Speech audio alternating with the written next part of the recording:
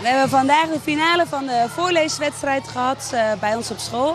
Deze keer was die in het Nederlands. En de weken daarvoor hebben we wedstrijden gehad in groep 5 tot en met 8. En in de klas, dus alle kinderen hebben voorgelezen in de klas. En de klas heeft besloten wie de vertegenwoordiger is van hun klas om mee te doen in de finale. Hoe hebben ze het gedaan?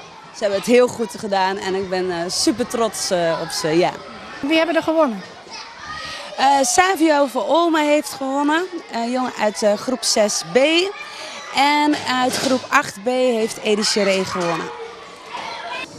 Terug in de klas merkt ze dat de tijd heeft stilgestaan.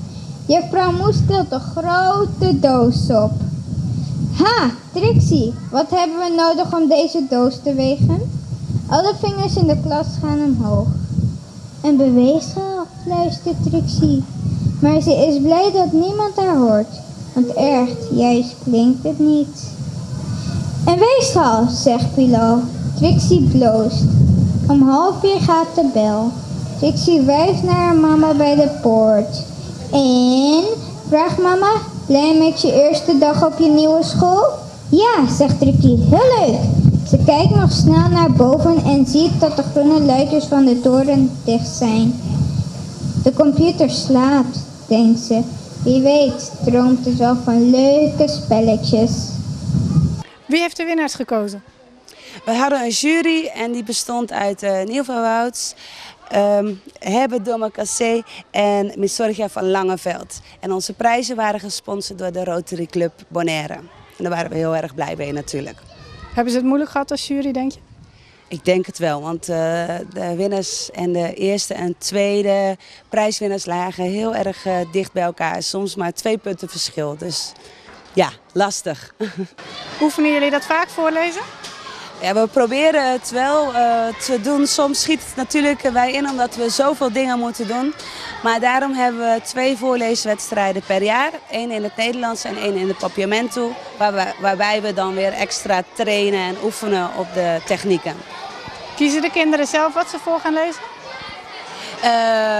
Nee, wij kiezen meestal de teksten.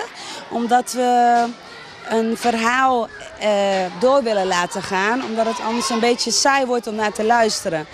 En dus we kiezen meestal een leuk boek. En ieder krijgt een blaadje, maar het verhaal gaat dus wel verder. Dus je luistert naar iemand die voorleest, maar ook naar een verhaal. Wat was het verhaal nu? Het verhaal was de computertante. Kinderboekenweek ging over techniek en natuurkunde. Thema raar maar waar. Dus wij hebben ons thema daar ook een beetje aan aangepast. We hebben computertante gekozen voor groep 5-6. En van de ruimte en nog veel verder voor groep 7-8. Picknick. Patje, waar zijn de boterhammen? De boterhammen? Welke boterhammen? Meneer, ik zei toch, eet smakelijk. En dan denk jij aan boterhammen. Suffie.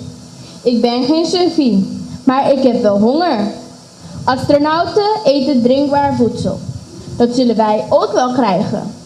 Maar waar? Hoe? Vraagt Sander ongeduldig. Op dat moment schuift voor een verbaasde blik een bord open met tientallen knoppen. Sander heeft ineens een opperbeste stemming. Nu zal hij eens aan Patje laten zien wat hij allemaal kan. Hij buigt zich met de zware helm op zijn hoofd moeizaam voorover. Na enig zoeken drukt hij op een van de knopjes. Een robotarm komt tevoorschijn. De hand aan het einde van de robotarm houdt een grote beker met een rietje vast.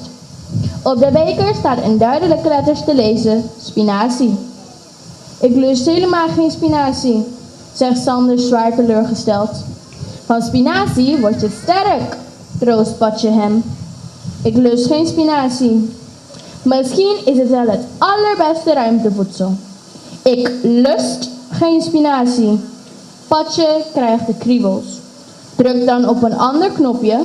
Ik ben heel trots op onze kinderen, op onze collega's die ook flink hebben getraind met alle kinderen. En ik hoop gewoon volgend jaar weer een succes voorleeswedstrijd ervan te maken.